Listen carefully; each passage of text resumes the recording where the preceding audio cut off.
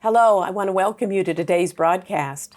My name is Michelle Herczog. I'm the History Social Science Coordinator for the Los Angeles County Office of Education, and our broadcast today is on the state of Israel, past, present, and future. We're presenting this broadcast in the context of ethnic studies. As you know, ethnic studies is now a high school graduation requirement for all the students in California, and the focus primarily is on four major groups: African American Studies, Latino, Latinx American Studies, Native American Studies, Asian and Pacific Islander Studies. But we know there are many more groups other than those four, and we're providing a series of broadcasts to help educators understand some of the different ethnicities, cultures that exist in California and our world today. As we know, there's a great deal of conflict in the Middle East. There has been for a long time, if not always. There is today. No matter when you're watching this broadcast, you're probably seeing it now. And unfortunately, tragically, we'll probably be witness to more conflict in the future. So we're happy to invite Dan Gold to be with us today to kind of explain and help us understand some of the deep-seated complexities that have occurred in this region, particularly around with Jewish people and the state of Israel. It's very complex, and we all have a tendency to follow narratives and adopt narratives based on what we're hearing on the news. We know there are folks who spend their entire careers trying to understand where the histories, the conflicts have arisen, where they are going today. We're going to give you a snapshot of that, and that's why we're excited to have Dan here as an expert in this area to share some of that understanding with us to better support our students as we move forward with implementing ethnic studies. So Dan is an expert in this area. As I mentioned, he earned his bachelor's degree with honors from Tufts University, and he has a master's degree in Middle Eastern Studies from Ben Gurion University in Beersheba, Israel. He is considered a subject matter expert on Israel, the Middle East, anti-Semitism, and community relations. His dynamic and unique presentations on modern Israel, Israel-Palestine, Mideast geopolitics, anti-Semitism, and BDS have benefited a wide range of audiences. He's a long-term area educator in Los Angeles County and community leader, and he is very gifted in explaining these complex issues in ways that are non-political, neutral, and basically giving us information to help us understand. You'll probably come away thinking, wow, this is way more complex than I thought, and yes, it's true. So we're grateful to you, Dan, for being with us today and helping us understand in this two-part series. So our first part will focus on ancient Jewish history up until the establishment of the State of Israel, and then second part will explain some of the issues that have emerged and continue to impact our world even today. So thank you, Dan, for coming today and helping all of us understand these very deep-seated historical issues. Thank you, Michelle, and of course, thank you to the Los Angeles County Office of Education for having me in to explain the Jewish history, the history of the State of Israel, and how it all comes together under a few different narratives. As you mentioned, in order to tell the story of the Jewish people, there are many points throughout history that we could begin. To provide as much of the context as I can and to provide as much of the context as to even where we are today, I think it's most important to start in ancient times in what we would call the First Temple period. Now we're starting there because when we look at ancient and even early modern Jewish history, I point to two factors that I think are important for educators and really for all people to fully understand to help bring us to the understanding of what we're looking at today. The first of those factors is the idea that there has been a Jewish presence in the land of Israel for over 2,000 years. And as I mentioned, this presence began in ancient times, what we would call the First Temple period, marked from the 10th century all the way to about 587 BCE, or before the Common Era. This is the period that we would know of as the King David period. It's the same David from the stories of David and Goliath. And King David built what's known as the Great Temple to hold the Ark of the Covenant as the central worship point for the Jewish people. Of course, King David's son, Solomon, became King Solomon and helped continue this period of the Jewish rule in a Jewish homeland in the city of Jerusalem and what we now know as the state of Israel. Jerusalem, at the end of this period, was sieged by the Babylonians. The temple was destroyed, and this ended what we know as the First Temple period. After the end of the First Temple period, we have what's known as the Babylonian exile. This is running from about 597 to 538 BCE. And in fact, even though the Jewish people were expelled from the city of Jerusalem, were expelled from their own rule, and the idea of a Jewish homeland was no longer in existence, you saw a resurgence of Jewish tradition. You saw the Jewish people working to bring together their observations, their spirituality, and their religion, even though they didn't have the temple to worship in. Cyrus the Persian is known as the Redeemer of Jerusalem for the Jewish people. He brought about a return of the Jewish people to the city of Jerusalem in which they were able to rule themselves once again. And this is the period that we know as the Second Temple period. After Cyrus, you have Herod the Great, who takes over. Herod rebuilds the city of Jerusalem in magnificent form. He rebuilds massive structures. He fortifies the city. And the great temple is built once again, bigger and more beautiful than ever. Under King Herod, the Jewish people once again have their own civilization in the city of Jerusalem, in the land of Israel. So there's a big presence there already. And look how long ago this is, right? Because we know independence occurred in 1948. It's a relatively new country. But look how many years back we go, 2,000 years. Correct. Yeah. As I said, the Jewish presence in the land of Israel has been for 2,000 years. And it's also important to note that the temple periods are significant for the Jewish people because there was only one temple. It's not like the way Jews practice Judaism today. Oh, okay. All Jews focused their attention on the one temple. It was a temple of sacrifice. It was a temple of pilgrimage. And it was a temple that was central to the religion and the peoplehood of the Jewish people. That's why it was so important when these leaders and when Herod brought back such excitement into the land. How many Jews do you think are living in that period drawn to that temple? The entire Jewish civilization was one. They were all united, and they were in the tens of thousands, and they were all living in this area. The Jews had been dispersed after the first temple. They all returned once they were brought back to the city of Jerusalem. Okay, so that's very a central spot. Correct. Very important, even today. Exactly. Now, unfortunately, we know that the Second Temple period was ended when the city of Jerusalem and really the whole region was conquered by the Roman Empire. And the Romans came and they destroyed the city of Jerusalem, they destroyed the temple, and the Jewish people were once again dispersed from their land. And this is the period that we know as the diaspora, the period of the Jewish diaspora that actually begins in that year of 70 CE and goes all the way until the 20th century. Now, it begins with what we understand are the disbursement of the Jewish people through the 12 tribes, or the lost tribes of Israel. These 12 tribes, of course, are part of what makes the Jewish people go to different parts of the world, but they're dispersed. It's also when you see what's known as the Talmudic period.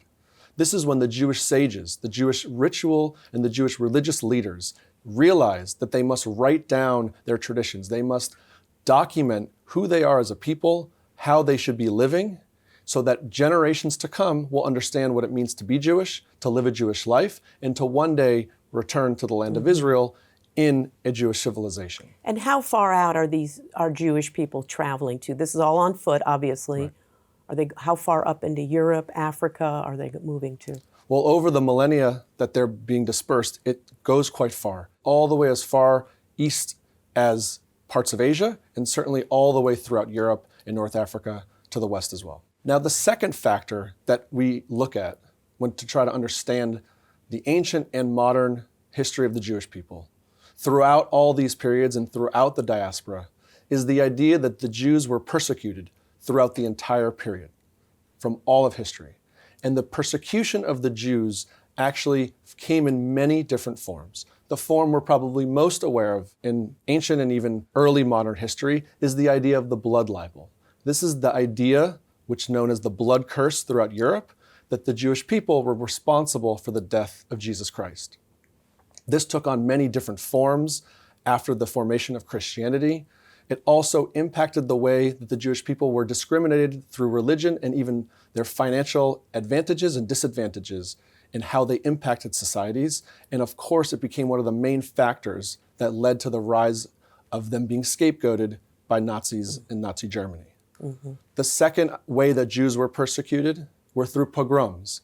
This is essentially when armies or when occupiers would seize Jewish civilizations, Jewish towns, and completely take them over, often killing everybody in their way, everybody in their path. And the Jewish people suffered many, many losses all throughout Europe, through the medieval period, and even more recently in Eastern Europe, from the 1700s and the 1800s, through these pogroms. And the word pogrom actually typically refers specifically to a raid and killing of a Jewish town or civilization. And it has lots of dark history for the Jewish people. And this is occurring all over Europe and even in the African regions where Jews are. Is that Correct. right? The pogroms against the Jews typically occurred in areas that were ruled by people that were not friendly to the Jewish people. And they knew where the Jewish people were living, either in, again, towns or small villages or even a series of towns. And when they wanted to rid themselves of the Jewish people, or whenever there would be something that would come up in society that would force them to take action, this is how they would show their power over the Jewish people. This is how they would show the rest of their society that the Jews were to be blamed for whatever might be happening, or that the Jews were in the way of their society progressing in any way. So a lot of scapegoating then, as we've sadly seen with a lot of groups being used as scapegoats to help understand or push blame on unfortunate events. Exactly. Yeah. And if the pogroms weren't bad enough, you also had throughout history what we know as expulsions. So these would be civilizations, even as far back as the Spanish Empire, which we know from the Middle Ages all the way through the Spanish Empire. The most famous expulsion, as we call the Spanish Inquisition, where every Jew and Jewish family was expelled, was not allowed to stay living in the Spanish Empire. They either had to convert to Christianity, they had to leave, or they'd be killed. And this is the 1400s, I understand, right? The late 1400s, the Spanish Inquisition, and this not only showed the Jewish people that they were not going to be welcomed, that they were going to be persecuted, but it also added to the disbursement of the diaspora Jewish communities. It kept spreading the Jewish people further and further and further away, not only from the land of Israel, but from each other. And you had it, yes, in the Spanish Inquisition, but you also had it all throughout Europe. You had big expulsions and you had small expulsions all throughout history. As we discussed, another form of persecution of the Jewish people is scapegoating. Scapegoating is often the rationale, as we've just been discussing, for some of these heinous acts. And this is the idea that the Jewish people are blamed for whatever ills or whatever problems a society may be facing. Even as far back as the Black Death in the 1200s, the Black Plague, the Jewish people were blamed. We also know that they were blamed not only when a specific incident might have happened, like a plague, or a specific problem might have happened, let's say a financial depression in a community or a society like happened in post-World War I Germany, but it also was through how they were depicted. Jews were depicted as the devil, as rodent, as vermin, this idea that they were eating away at or some type of problem within a society. And the Jewish people as scapegoats has long been a presence just about anywhere the Jewish people have lived. So the long-term persecution, scapegoating is going on through hundreds and hundreds of years, probably very much hardwired into the minds of a lot of people, making it even harder to unhitch and provide that kind of tolerance or understanding at all. Exactly. And ultimately, we know in very recent modern history, this all culminated. All the forms of persecution, all the forms that we've been discussing lead to a post-World War I Germany, where you have the rise of the Nazi Party and utilizes all of these tactics against the Jewish people, uses all of this idea of scapegoating to create what we now know as the Holocaust, where over 6 million Jews were killed.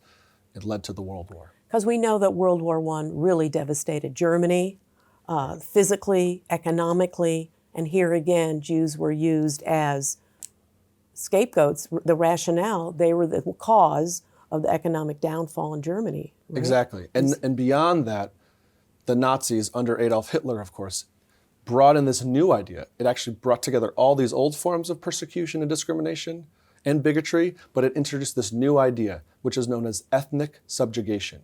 This idea that the Jewish people were an inferior race of people, or an inferior ethnicity, and that, of course, for them, the white Aryan nation was superior. So it was beyond just saying the Jews are to blame because maybe they hold positions in society like working at banks, or that the Jewish people, they keep to themselves, we should be careful of them. It actually introduced this idea that the Jewish people were a more inferior and a less superior race than the white race. And that just enhanced this idea of hate, and of course led to the worst atrocity that a people have befelled in modern history. Right.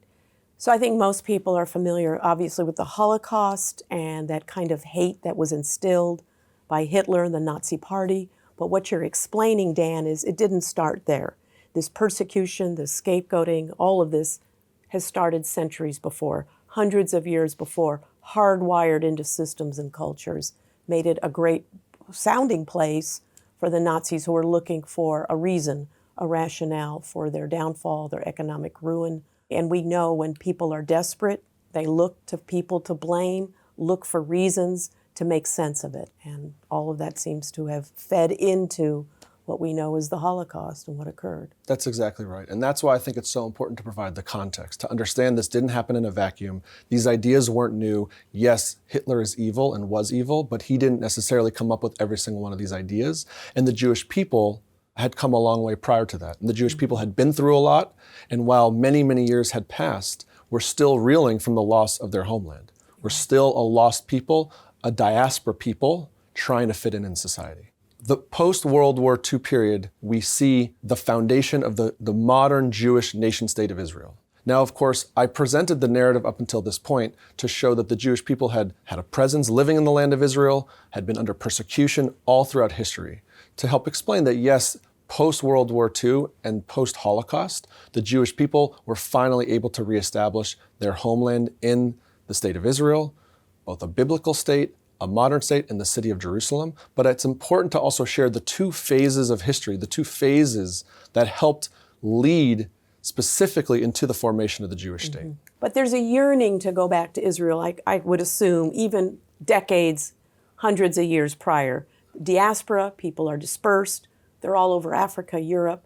There's still that yearning to go back to the homeland, to Israel. Exactly. And this is the idea of what I'll call spiritual Zionism. This is the idea that over these many hundreds of years, going all the way back to the fall of the Second Temple, the end of the last time the Jewish people were rulers of their own domain in their historical, biblical, and ancient homeland, ever since they became a diaspora people, there has been this longing to go back to the land of Israel and to go back to their own rule under God in the city of Jerusalem. And this is what's known as Zionism. I'll call it spiritual Zionism because the first phase is the evolution of spiritual Zionism, which had lasted for hundreds of years, to what we know as now political Zionism, a time period when people actually said, we're going to put into action this idea and we're going to make our own state again. But if you go back to what spiritual Zionism is, you can see it all throughout Scripture. You can see it in ritual, in prayer, and how the Jewish people talked about not only their lifestyle, but what it means to be a Jew. And you can see it in old prayer books. For example, on the holiday of Passover, where the Jewish people remember our exodus as slaves from the land of Egypt. At the end of that holiday, we say in Hebrew, L'Shana Haba L'Yerushalayim, next year in Jerusalem. And that's a marker to tell the Jewish people, we're not going to be a diaspora people. Yes, we've been freed, now we're dispersed, but we will be back one day in our own land. And there's a messianic piece to it as well. This idea that a lot of religious Jewish people will believe that when this comes, this will actually be when the Messiah comes. And there'll be not only a return to Jerusalem in the land of Israel, but there'll be a return to the Garden of Eden era of paradise and of peace all over the world. This spiritual Zionism, this longing that you mentioned, it's really important to note that it did not start only in the modern era. It did not start with this idea of the Jewish people themselves figuring out a way to reestablish the state of Israel. This has always been there. This has always been a part of who the Jewish people are. And there's this yearning to find a safe haven somewhere in the world. Correct. Where they won't be persecuted, there'll be no pogroms, none of that will occur. And so the person who's known as the father of modern political Zionism is a man by the name of Theodor Herczog, who was a journalist from Austria, a Jewish man, of course. In fulfilling his work as a journalist, He also was a community leader among the Jewish people. And what year is this are we talking We're about? talking the mid to late 1800s, but it's right at the aftermath of these vicious pogroms that befell the Jewish people in what we would call Prussia, or really Eastern Europe. Parts of it are now Russia, where the Jewish people living in these small towns, in these small societies, were devastated, were murdered. Their whole towns were wiped out, sometimes burned to the ground. And so Herczog, living in Vienna himself, knowing this recent history for him of these pogroms, him and the Jewish people are very nervous. They're realizing that all of the many hundreds of years of history are coming to life once again, and the Jewish people are not safe. Yeah. And Herczog, as a journalist, travels to France in 1894 to cover an event that we now call the Dreyfus Affair.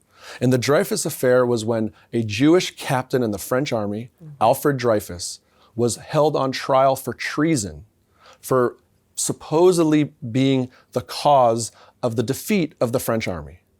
So now here's a Jewish man who's fully integrated into French society, so much so that he's one of the top leaders of the French military. And because of some military failures, the French government, the French people, point their finger at him. And when Herczog goes to cover this trial, in which, of course, Dreyfus was initially convicted and sentenced to life in prison. Now, he was later, his conviction was overturned. But when he was first convicted and sent to prison, Herczog, who had been covering this trial, returns to his home, returns to Vienna, returns to the Jewish community that he's a part of, and says, we can never be accepted. The Jewish people will never be accepted in Western society. And what they believed was a modernizing society that was becoming more civilized. And even in this era, if the Jews were going to be, a single Jew would be blamed. In France. In France, one of the most Western progressive societies at the time. He said, we must figure out a way to establish our homeland. We must put those ideas into action. And Dreyfus was fairly secular in his traditions and Correct. In what he did. Dreyfus was not a religious man. He didn't dress any different. He looked the part, and more so, he had dedicated his life to protecting and building up the French nation through his military service. And this is a marked point in history, not only for the European Jews overall, but for the fact that Herczog goes back and he creates, along with other Jewish leaders in the area at the time, something that's known as the First World Zionist Congress. And this is in 1897. This is in Basel, Switzerland, where all the Jewish leaders come together under Herzog's leadership. You can see here in the pictures, Herzog's face is at the center top of this gathering of Jewish leaders. And they say, we are going to put into action a plan to establish a new, modern homeland for the Jewish people. And the World Zionist Congress meets every single year. They don't meet during World War I.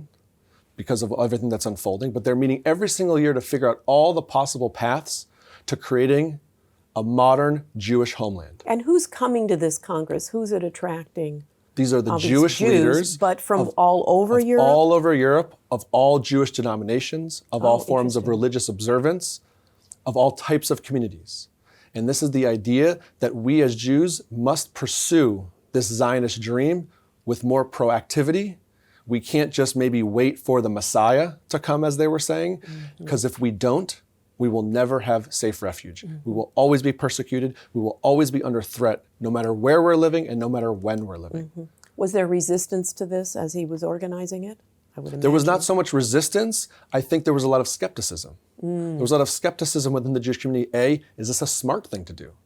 The most religious Jewish people would still say, it's not up to us humans. It's only going to come from salvation. And so there were many religious Jewish people that said, look, if we're going to pursue a Jewish homeland, we must wait for the Messiah. For it to come from God. Okay. But there were enough that were looking at the situation saying, we cannot wait any longer, we must take action. And this is well before even World War I and World War II. Exactly. The first Zionist Congress meets almost 20 years before World War I. Almost exactly 20 years before World War I. And the result of World War I is actually transformative to political Zionism. Because at the time, if you look at the land that the Jewish people were exploring, could they create the state of Israel? It wasn't only just this ancient biblical land of Israel. It was primarily that was the goal. But at the pre-World War I period, the biblical and ancient land of Israel was controlled by the Ottoman Empire. And the Ottoman Empire was not interested in allowing or working with local Jewish populations to create an autonomous Jewish nation state.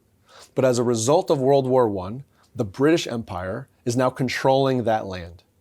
And in one of the more remarkable turns of Jewish history, Lord Balfour, one of the leaders of the British Empire, writes a letter to the local Jewish population.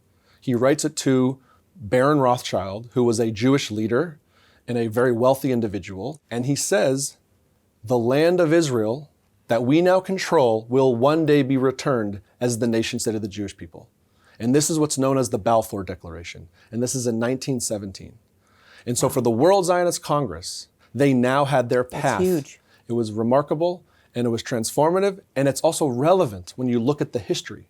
When you look at the full picture and the full history of what's going on, not only for the Jewish people, but for the world, it's actually quite relevant. That sent a very strong message, I'm sure, to the world, Absolutely. as you said. And this is where it's going to get even more complicated. Exactly. And there's many factors that I'm going to get into about how these complications play out then and even until today. Yes. But what's most remarkable is that this was the roadmap, the actual plan now that the World Zionist Congress had, and this became their entire focus. We have the promise from the British Empire. They're the ones ruling the land. Now we know it's actually possible. And from that period, you actually saw Jewish immigration start to what was now called the British Mandate of Palestine, which we're going to get into in a moment. So who's living in that area now when this declaration comes out? Post-World War I, all the way through what would become the establishment of the State of Israel, it's called the British Mandate of Palestine. It's fully under British control, and you have many local people living there, Jewish people and Arab people. The Jewish people, many of them had remained living in areas around there, even though the Jewish people were dispersed and there was this diaspora. Slowly and very carefully, especially some religious communities were able to maintain residence, living under the Ottoman rule, living under the British rule, to be in Jerusalem and other places of worship, other holy sites and holy cities. And over a period of time, starting way back even in the 1800s, you have Jewish people slowly that are seeking a place to live coming back. And post-World War I, you see another era of what we'll call Jewish immigration to that land. And you start to see these Jewish communities being built up. Many of them were secular, were socialist, and they were in commune form, what we would call the kibbutzim, which is an idea of a communal living and farming in a farming scenario. And this population of the Jewish people started to grow even more than it had been and was living side by side with local Arab populations as well. So as students of history, when we study immigration overall, we talk about in the context of push-pull factors, right? So you have push factors going on, Jews spread out all over, being persecuted, threatened, lives, property, all of that as a push. But there's also, it sounds like, this pull factor to return to Jerusalem, to that land which they claim was the beginnings of Jewish life way back several hundred years prior. Exactly. And the Jewish people established this World Zionist Congress, which was looking for the way to do it, because they knew it wasn't going to happen overnight. And as I said, even the skepticism from within the Jewish community was acknowledging that it might just not be possible at all. But the idea of the World Zionist Congress was taking this idea of what I called spiritual Zionism, a more high-level longing, and saying, we cannot wait. We're now going to be thinking about this actively. And as the world events turned, it led to the idea that this could happen. At the end of World War I, this turn of events from the Balfour Declaration and how Jewish people were now able to not so easily, but move and settle in the land of Israel, joining the other Jews that were living there was transformative. And then on the complete opposite end, you have the atrocities and the horrible news that the Jewish people were being massacred in World War II under the Holocaust, under Nazi Germany, which was the second factor. And so when you get to the establishment of the Jewish state of Israel, we look at the idea of a post-colonial era. This idea that the end of World War II and the defeat of the Nazis not only revealed that the Jewish people had suffered through a Holocaust, but it also revealed that the world was now trying to move past the idea that this could ever happen again. And at the end of World War II, you have the creation of the United Nations. And the creation of the United Nations, their charter, the first point of the charter says every nation has a right to self-determination. So just going back to the Holocaust for a minute, I understand half the Jewish population in Europe was destroyed. Yes. And those that did survive often went back to their hometowns to found nothing there, found also a lot of great anti-Semitism and attacks.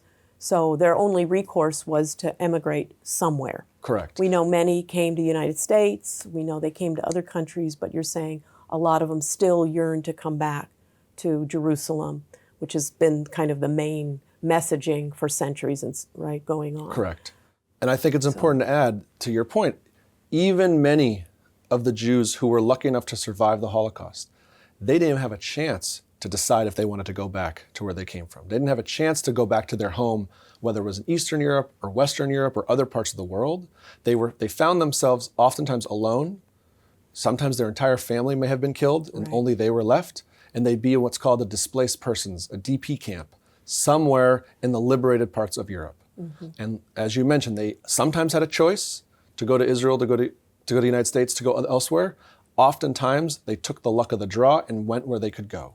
So how, after post-World War II, did the Jewish people end up being able to immigrate more to Israel? We're talking 1938 or so, over the next 10 years, that led up to the establishment of the State of Israel.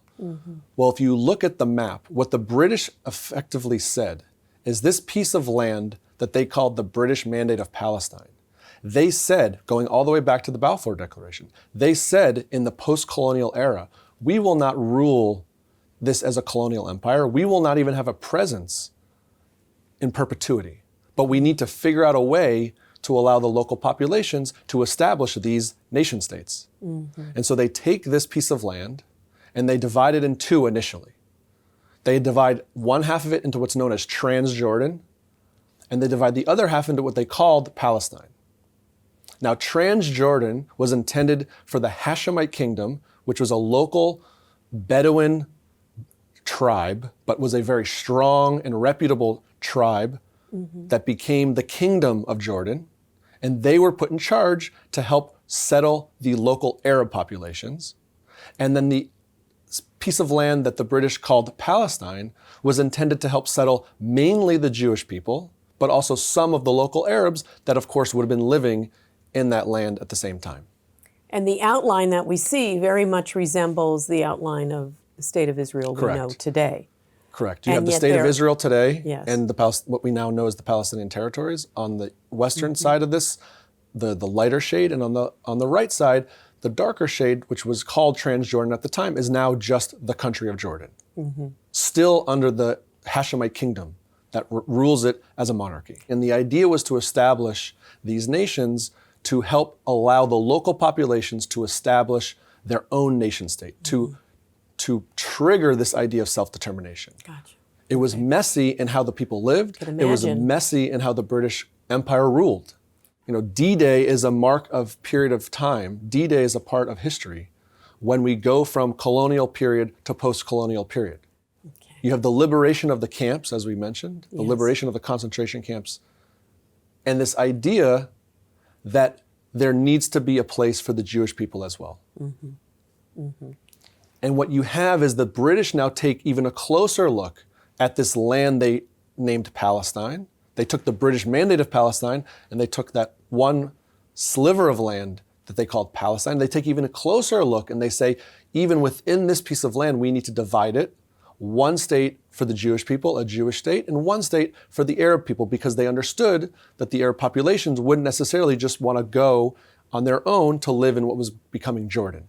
And so in this map here you see on the left, this is in 1947, and this is known as UN Resolution 181, which was the British partition plan for the state of Palestine.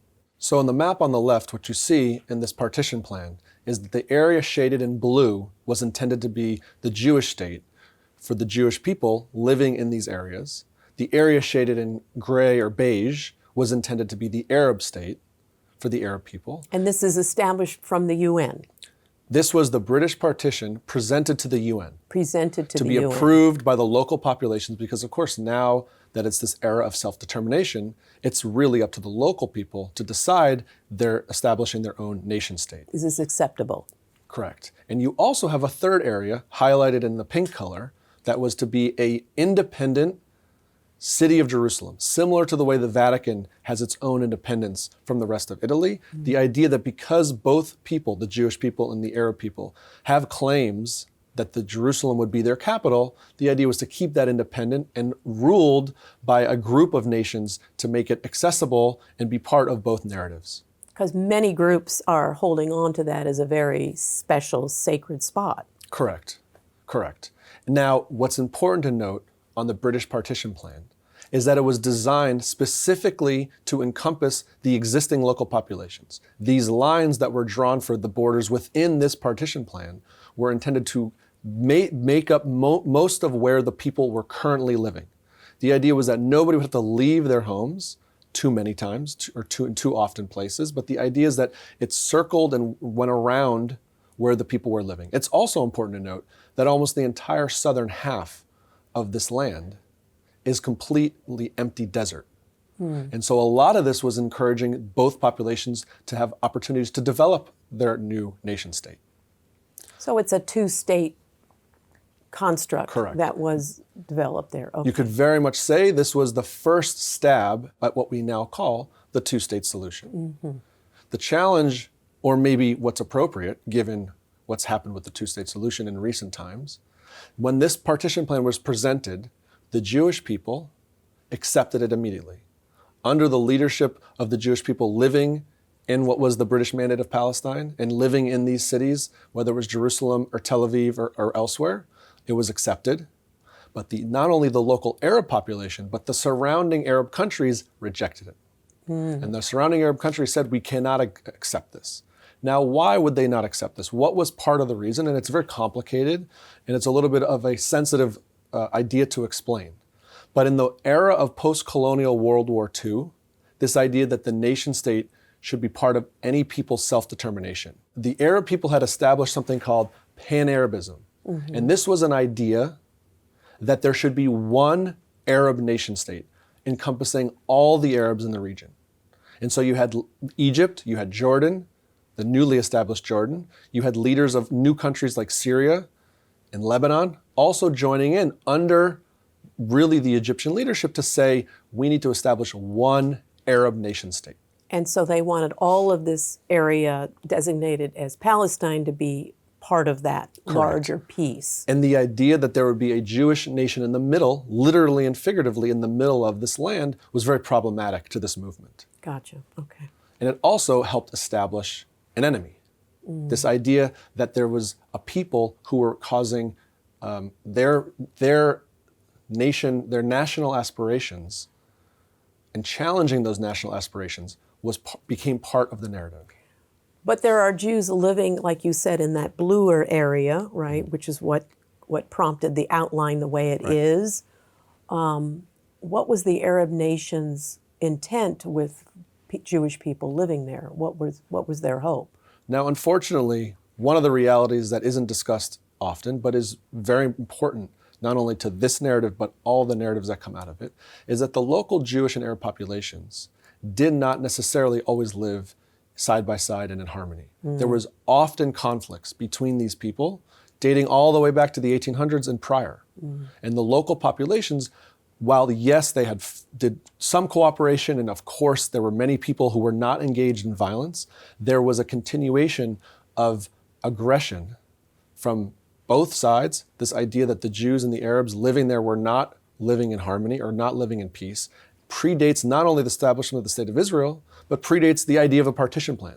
This is partly why the British understood they needed to try down the path of a partition plan. I see.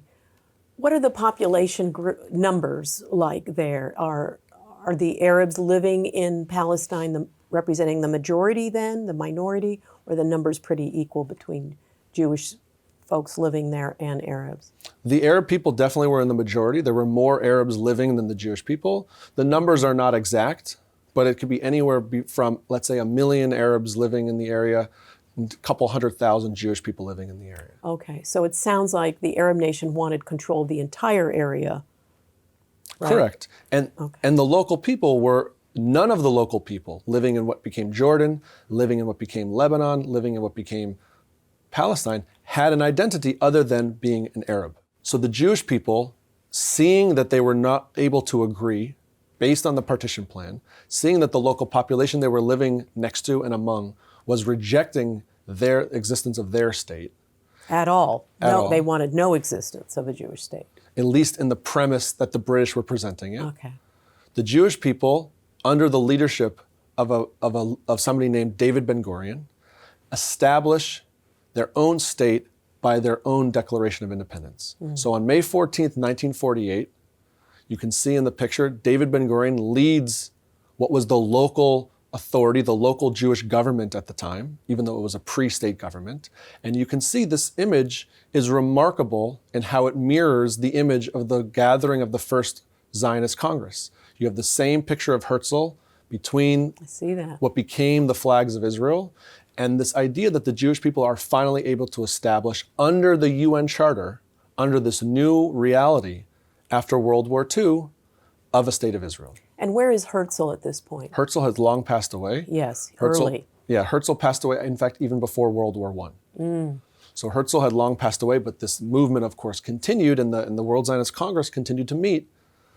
Who's leading it after Herczog passes? It was a democratic body that would elect new leaders every couple of years. But they're keeping that vision, that Correct. goal alive. And folks that became the leaders of the modern state of Israel, like Ben-Gurion and others, were part of the World Zionist Congress. Got it. That Whether makes they were sense. living in the British Mandate of Palestine at the time, or they were living in Europe, and it changed over time, they were all part of it. After Israel declares its independence, it's now up to the UN in this new era, this new reality, to ratify and help establish the state. 11 minutes after Israel declares its independence, then US President Harry Truman recognizes this independence, recognizes this declaration, and leads to full majority approval from the UN. And now the new modern state of Israel is established in the ancient and biblical homeland of the Jewish people, the state of Israel. And based on that map area that we saw in Correct. blue. Now, what happened after Israel declares its independence, it's twofold. It's yes, under the US's initial reaction, the world, enough of the world accepts Israel and legally ratifies it as a new nation state at the UN.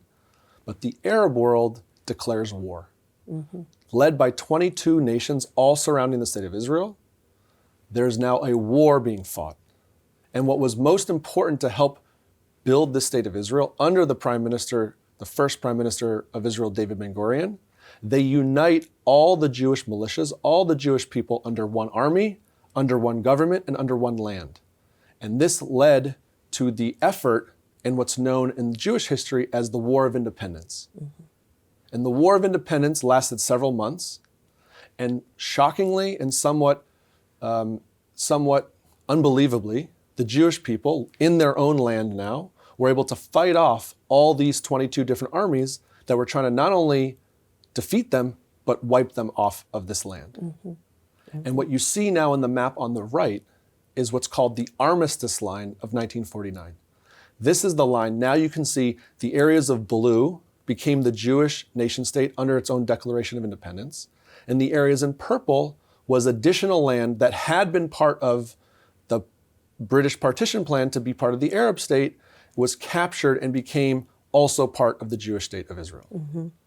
Notably, you can see these regions that we now call the Gaza Strip on the western, southwestern part of this area, also highlighted in beige, was controlled after the Independence War, was controlled in part of Egypt. The, what I'll call a lima bean shape of land on the eastern part of Israel, that's also still colored in beige. This is controlled in part of Jordan at the time. And within that, what you cannot see is the city of Jerusalem is also controlled by Jordan. And this is what's known as the Armistice Line. Another important factor to this narrative, it's really important to note the facts on the ground, is that as Israel's state included land that was greater than the land initially established in the British partition plan, that included land where there had been local Arabs living. And many of those Arabs, either individually or as part of groups, were displaced as a result of Israel's War of Independence. And approximately 700,000 Arabs that had been living in those parts and other parts, Those purple areas. the purple areas and even parts of the blue areas, because of course a war was fought in the blue areas, even if they were to be living in what might have been a Jewish state. 700,000 local Arabs became displaced, had been forced out of their homes, left their homes fleeing from war, or otherwise were told to leave as a way of survival, thinking that maybe one day they'd go back. And so for the Arab people, the War of Independence has a different name. And it's important to say that for the Arab people, it's known as the catastrophe, or in Arabic, they call it al-Nakba. And so you see, this is the beginning of the dual narratives for this region. And this is the beginning of where you start to have so much conflict and so much disagreement, not only about what should happen, but even what did happen. The conflict that's now initiated with the establishment of the State of Israel is not only a conflict about what to do, but it's a conflict arguing over history. And how it was handled, where the Arabs went, how they were forced out, where they went. Exactly. And how'd they go. And the Pan-Arab movement that I had introduced prior, it starts to become stronger. Even with the losses of the War of Independence, the Pan-Arab movement uses that as a unifier for all the Arab people, for all the Arab nations, under one umbrella with a single enemy. And so from the establishment of the State of Israel, from 1948 until the armistice line at the end of the Independence War in 1949, you have a period of intense tension and conflict with these Arab nations under this umbrella of Pan-Arabism, and ultimately leads in mid-1967, where the Egyptian president, Gamal Abdel Nasser, who's kind of seen as the de facto leader of the Pan-Arab movement. Egypt has the strongest army, it's thought. Egypt has not been under colonial rule, and its people have a deep history as both Arabs and Egyptians. Nasser does one final act to displace and kick out any of the remaining British colonial soldiers in the British Army that at that time had only really been controlling the Suez Canal, a very important waterway that connected Africa to the Middle East. And in doing so, it was seen as an act of war. And legally, it was an actual act of war. And for the State of Israel, which of course had been living under this tension with skirmishes, with fighting, even since the end of the Independence War, they understood what it meant. And they had intelligence, and they knew that it meant that these Arab nations were ready to attack it once again. And the mantra from these Arab nations was to push the Jews into the sea. So this was not about land initially. This was not about how big of a land it will be or where the borders will be. This was about survival. Once again, the Jewish people were facing a call about their survival, and were utilizing their homeland as their base point and as their security blanket. So 1948, Israel declares independence. The war is over. The British are out at this point? The British are getting out. Getting out. They're slowly ceding control as much as they can, certainly within Israeli proper, but because there was no real establishment of the Arab state based on their plan, they had kept positions specifically in areas that connected within Egypt and within Jordan. And they're still in Egypt at this point. They specifically were monitoring the Suez Canal because it was an international waterway. Okay. The Israelis now are forming an Israeli government. Correct. Arabs are being displaced, pushed out of some of those areas. This is an issue that's very controversial. People look back to even today. Correct. And so Israel is moving forward as an independent nation at this point. But there is still, like you said, the beige areas where Palestinians can live and still live, and in the Gaza Strip. Correct. And I'll just remind you, it's important to note that as a result of the Independence War, Israel controlled more land as part of their state than had initially been offered in the partition plan. Yes. And the areas that were to be part of the Arab state were controlled by existing Arab nations. So once again, the Gaza Strip was part of Egypt, was fully controlled by Egypt, and was part of Egypt after the War of Independence. And what we now call the West Bank, because it's on the west bank of the Jordan River, was part of Jordan, as was the city of Jerusalem, was fully part of Jordan and was fully controlled by the Jordanian kingdom and the Jordanian country.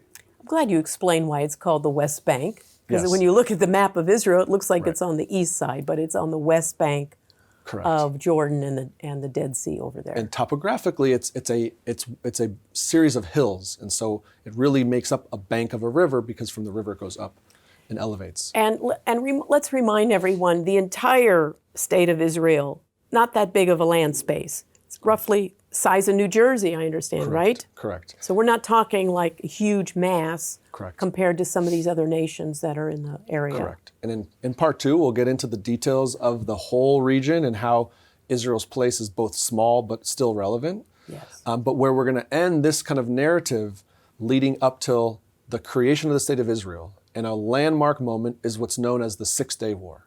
So in mid-1967, in early June of 1967, Israel sees that Egypt has expelled the British colonial military from the Suez Canal. They know that the armies are amassing right on their borders. And Israel says, we cannot wait, we cannot face our extermination once again. They take the first step to launch an attack on the Egyptian Air Force in Egypt, the Jordanian army in the West Bank, and even into the parts of what was now Jordan, against the Syrians and against the Lebanese, all the countries that surround Israel at its borders.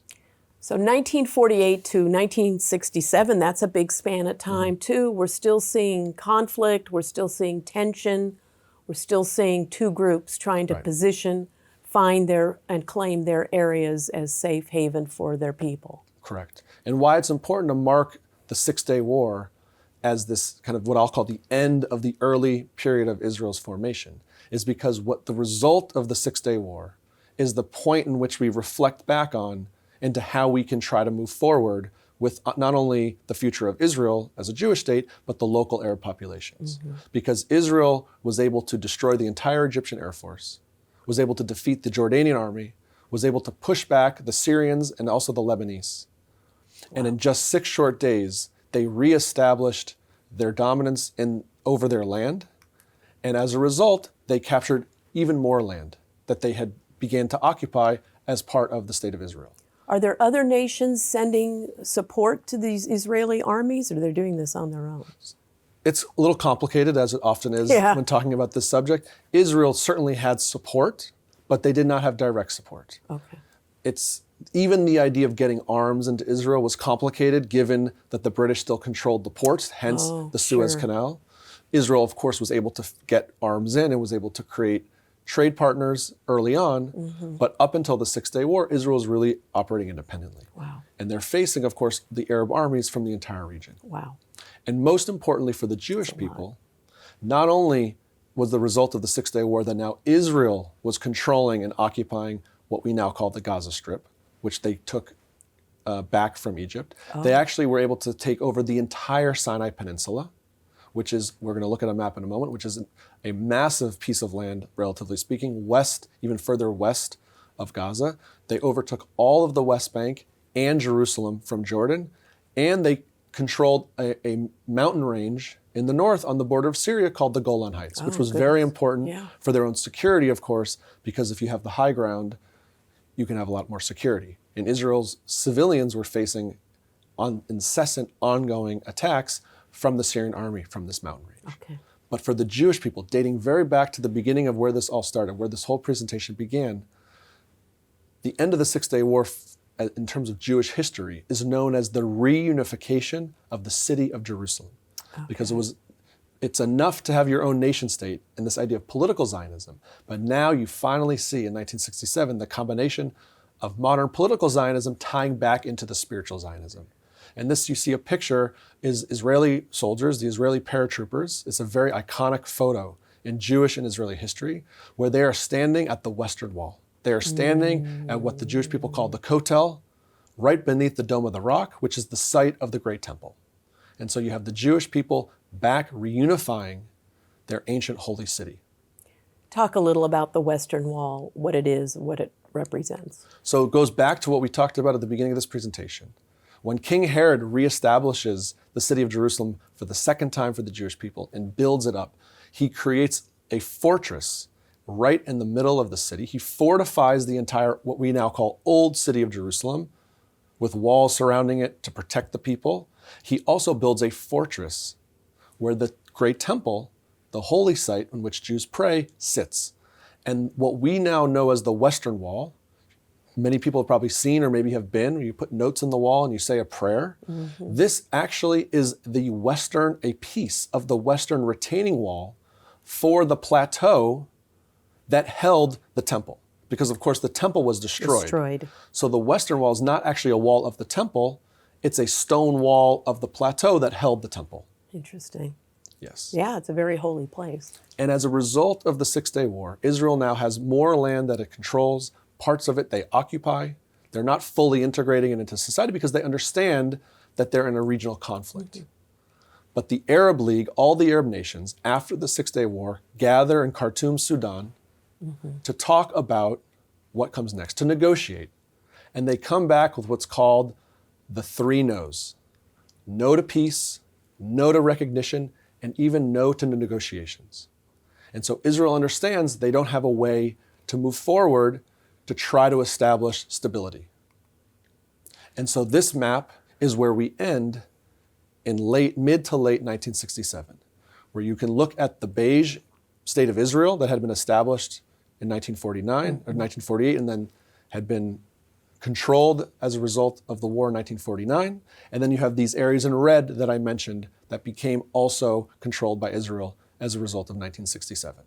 Gotcha. And they're considered to be occupied by Israel in parts because Israel did not fully integrate them to try to make them part of the state. And Israel says one day we need to deal with our neighbors and we're not going to take the land and we're not going to control a people in order to do that. So it's 1967. Israel has control over the beige area and the red areas. That's correct. Okay.